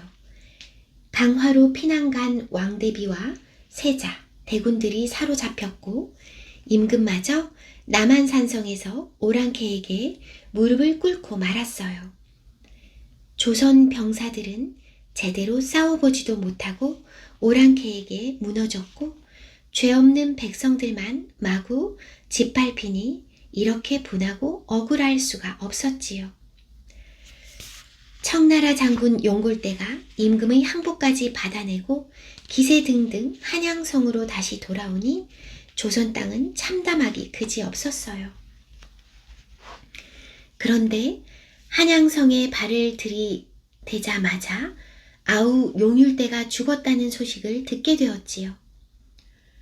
조선 임금이 이미 우리에게 항복하였는데 감히 누가 내 아우를 해쳤단 말이냐. 기필코 원수를 갚으리라. 용골대가 소리 높여 울부짖으며 군사를 몰아 20에게 집에 다다랐는데 아우 용율대의 머리가 대문 밖에 높이 매달려 있었어요. 용골대는 분을 참을 수가 없어 길길이 날뛰었지요. 칼을 높이 쳐들고 울부짖으며 피화당 쪽으로 달려드는데 한 장수가 말렸어요. 잠깐만 기다리십시오. 저 나무들 모양새가 한가운데 정예 군대를 두고 팔방으로 진을 구축한 느낌입니다. 옛날 제갈공명이 쓰던 팔진 도법 같습니다. 경솔하게 움직였다가는 함정에 빠질지도 모릅니다. 한 장수가 피화당을 에워싼 기이한 나무들을 가리키며 간곡하게 말렸어요. 그러면 내 아우의 원수를 이대로 두란 말이냐? 용골대는 분통이 터져 발을 굴렀지요. 이대로 들어갔다가는 원수를 갚기는커녕 형제가 모두 죽게 될 것입니다. 일단 진정하셔야 합니다. 장수가 한사코 말리니 용골대가 애써 마음을 가다듬고는 명을 내렸어요. 그렇다면 저 나무들을 다 베어버려라. 군사들이 칼을 쳐들고 피화당을 에워싼 나무로 돌진하는데 그 순간 미친 듯 바람이 휘몰아쳤어요. 검은 구름이 자욱하게 깔리고 나무들이 순간 많은 병사들로 변신하였지요.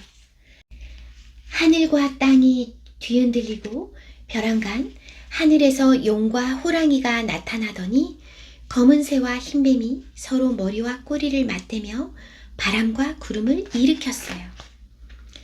삽시간에 하늘이 어두워지며 창과 검이 번쩍번쩍 놀란 오랑캐들이 갈팡질팡 저희끼리 짓밟으며 도무지 정신을 차리지 못했어요. 번개가 번쩍 세상을 밝히자 뒤이어 우레가 쿵쿵 세상을 울렸지요. 귀신 같은 병사들이 긴 칼을 휘두르니 오랑캐들은 제 아무리 성질이 사나운 용골대라 해도 이쯤 되면 겁에 질릴 수밖에 없었어요. 서둘러 징을 쳐서 일단 군사들을 뒤로 물렸어요. 그러자 언제 그런 일이 있었냐는 듯 날이 맑게 개고 병사들도 감쪽같이 사라졌지요. 용골대는 화가 치밀고 억울해서 어찌할 바를 몰랐어요. 또다시 분을 참지 못하고 피화당으로 달려드니 귀신 같은 병사들이 도로 나타났지요. 분통을 터뜨려 받자지요. 용골대는 또다시 물러날 수밖에 없었어요. 그때 피화당 앞 나무에 박씨가 호련히 앉아 있었어요. 미련한 용골대야, 네 아우가 내 손에 죽었는데 너 또한 죽고 싶어 이리 날뛰느냐? 박씨가 꾸짖으니 용골대가 성이 나서 펄펄 뛰었어요. 너는 어떤 계집이길래 감히 대장부에게 덤비느냐? 조선 임금이 벌써 항복하였으니 너희 또한 우리 신하이니라. 그런데 한낱 계집 주제에 내 아우를 죽이고 우리 군사를 욕보이는구나. 절대로 널 용서할 수가 없으니 어서 나와 내 칼을 바꿔라. 그래봤자 박씨가 눈 한 번 끔쩍하지 않았어요. 참으로 가소롭기 그지없구나. 내 칼에 네 동생 용율대가 죽었다. 네 목숨 또한 내 손에 달려있다는 걸 어찌 모르느냐. 용골대 더욱 분해서 발을 쿵쿵 구르다 우레같이 소리쳤지요. 모두 한꺼번에 화를 쏘아라. 무수히 많은 화살이 박씨에게로 날아가는데 이게 웬걸 박씨 바로 앞에서 화살이 뚝뚝 부러져 버렸어요. 미치고 팔딱 뛸 노릇이지만 용골대는 어찌할 방법이 없었지요. 군사를 물리고 저 멀리 피화당을 바라보는데 억울해서 분통이 터지려 했어요. 용골대는 영의정 김자점을 불러 박씨를 잡아들이라고 날뛰었어요. 결국 조선 군사들이 피화당을 에워싸고 박씨를 잡아들여야 하는 기막힌 상황에 이른 거지요. 조선 군사들이 다가가자 피화당을 에둘러서 끝도 보이지 않는 깊은 함정이 파였어요. 그러니 군사들이 피화당 가까이 다가갈 수조차 없었어요. 용골대가 그 모습을 지켜보고는 꾀를 하나 내었지요. 피화당 둘레에 화약가루를 잔뜩 뿌려 불을 놓을 작정이었어요. 깊은 함정이 파였으니 피화당에 불이 나도 달아날 길이 없었지요. 안에 있는 사람들을 태워 죽일 속셈이었어요. 화약이 펑펑 터지며 불길이 일었어요. 불길이 어찌나 큰지 한양성이 대낮처럼 환해졌지요. 불길은 점차 피화당 쪽으로 달려들고 그 안에 있던 사람들이 당황해서 어찌할 바를 몰랐어요. 그런데 박씨는 낯빛 하나 달라지지 않고 태연하게 앉아 그걸 지켜보고 있었어요. 그러더니 왼손에 든 옥부채를 활짝 펴고 부채질을 하는 거였지요. 바람의 방향이 순식간에 바뀌었어요.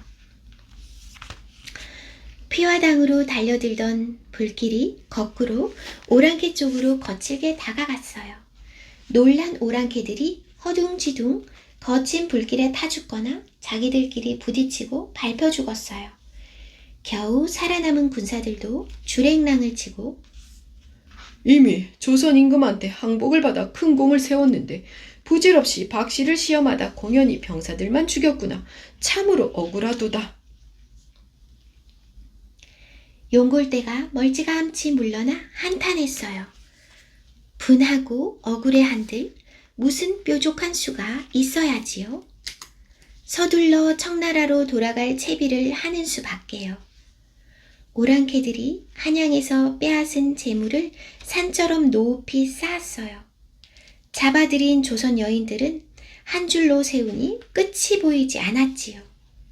여기에 왕대비와 세자, 대군들까지 끌고 청나라로 가려는 참이었어요. 끌려가는 여인들의 울음소리가 한양성을 뒤덮었어요. 박씨도 더는 지켜보고만 있을 수가 없었어요. 개화를 앞세워 용골대에게 나아갔지요. 이 미련하기 짝이 없는 오랑캐들아, 예의 바른 우리나라를 함부로 침범하더니 무례하게 왕대비 마마까지 데려가려 하다니, 진정 그리 하겠다면 너희 중 단 한 놈도 살아 돌아가지 못할 것이니라. 조선 임금은 벌써 항복했고 그 대가로 왕대비 또한 내주었다. 말도 안 되는 소리 마라. 용골대가 개화를 물리치려 하는데 박씨가 보란 듯이 개화에게 신통력을 불어넣었어요. 이래도 두렵지 않다면 용골대 내 뜻대로 하거라. 개화가 주문을 외웠어요. 곧이어 하늘에 두 줄기 무지개가 펼쳐지면서 비바람이 거칠게 몰아치고 느닷없이 흰 눈이 내리더니 세상 모든 게 얼어붙어 버렸지요. 오랑캐들도 그들이 끌고 온 말들도 땅바닥에 얼어붙어 한 걸음도 내디딜 수가 없었어요. 겁에 질린 오랑캐들이 투구를 벗고 창을 던지며 다투어 무릎을 꿇었어요. 부인의 신통력을 여태 몰랐습니다. 왕대비를 모셔가지 않을 터이니 제발 목숨만 살려주십시오. 이 길로 곧장 청나라로 돌아가겠나이다. 용골대가 그제야 박씨에게 사정했어요. 너희 오랑캐 목을 베어야 마땅하나 하늘의 뜻을 생각해서 이쯤에서 살려 보내니라. 부디 우리 세자마마와 대군마마를 편안하게 모시거라. 그렇지 아니하면 너희 오랑캐 씨를 말려버릴 것이다. 박씨의 호통에 용골대가 거듭 조아리며 용서를 비는데 문득 이러는 거지요. 죄송하지만 제발 제 아우의 머리를 내주소서. 그리는 못한다. 너희 오랑캐는 광화성을 짓밟고 우리 임금으로부터 항복까지 받았는데 우리는 고작 내 아우의 목 하나를 얻었을 뿐이다. 조선 땅의 울분이 비하면 티끌에도 못 미치는 것이야. 박씨가 맵차게 나무라자 옹골대가 울부짖으며 애원했어요. 하지만 소용없는 일이었지요. 오랑캐에게 끌려가는 조선 여인들 울음소리가 천지에 울려 퍼졌지요. 기쁜 일이 있으면 슬픈 일이 오고 괴로운 일 뒤에는 즐거운 일이 따르니 이 또한 하늘의 뜻이요. 너무 서러워 말고 반드시 살아남으시오. 3년이 지나면 이 나라로 돌아올 수 있을 것이니 부디 세자마마와 대구마마를 잘 모시고 있으시오. 박씨가 위로했지만 그렇다고 여인들 슬픔이 줄어들리 만무했지요. 여인들 지나가는 길마다 통곡소리 가득하니 차마 눈뜨고는 볼 수 없을 지경이었어요. 마침내 임금이 대궐로 돌아왔어요. 박씨의 말을 듣지 않은 걸 크게 후회하고 한탄했지만 짓밟힌 조선의 상처가 씻기지는 않았어요. 그나마 여인의 몸으로 박씨가 조선의 체면을 간신히 세운 걸 다행으로 여겨야 했지요. 부인의 말대로 임겸업 장군을 불렀다면 이런 난리를 당했겠는가. 부인이 오랑캐를 무릎 꿇렸으니 조금이라도 위로가 되느니 여인이 이토록 충성한 건 역사 이래 처음 있는 일이니라. 그 자손에 대대로 벼슬을 주고 훗날까지 이름이 전해지도록 하거라. 임금은 충렬이란 칭호를 박씨에게 내리고 상금 10,000냥을 주었어요. 그리하여 박씨는 충렬 부인이라고도 불리게 되었지요. 이후 박씨는 시댁과 낳은 11명의 아들, 딸을 훌륭하게 키워냈어요. 나라에 충성을 다하고 집안을 화목하게 이끌어 백성의 모범이 되었다니 세월이 흘러도 박씨를 칭찬하는 소리가 자자했지요. 박씨 부부는 그 이후로 병치레 없이 건강하게 오래오래 살다가 둘이서 같은 날 같은 시각에 세상을 떠났다지요.